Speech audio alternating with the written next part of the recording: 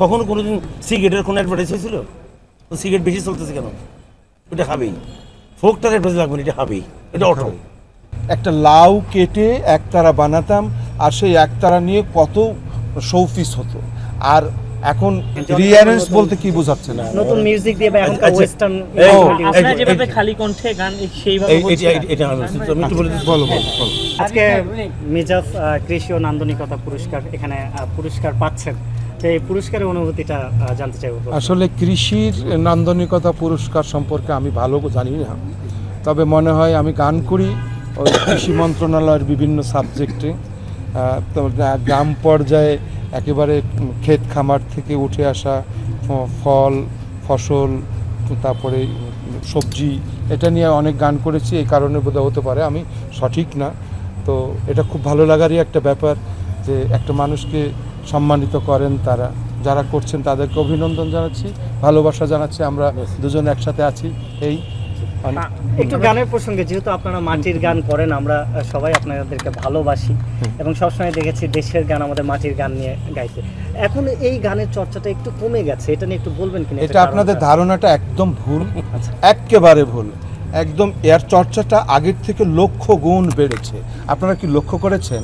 আজ থেকে 30 থেকে 40 বছর আগে, আপনাদের জন্ম হয়নি যখন, তখন আমরা দেখেছি যে একটা লাউ কেটে একতারা বানাতাম, আর সেই একতারা নিয়ে কত শোপিস হতো।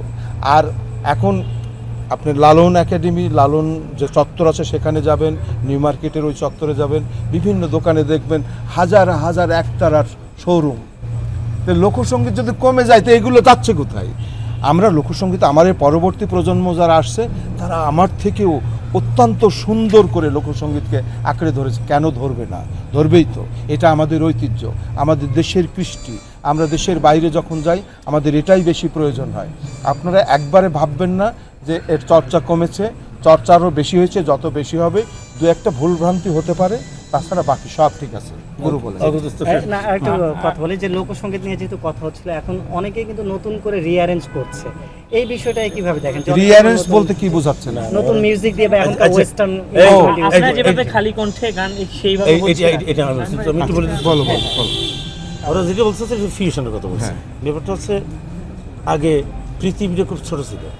আমি চট্টগ্রামের মানুষ, কখনো কিন্তু কুষ্টিয়া জীবন যেতে পারিনি, কারণ এভাবে যোগাযোগ ছিল না। সারা পৃথিবীর কিন্তু গ্লোবাল ভিলেজ।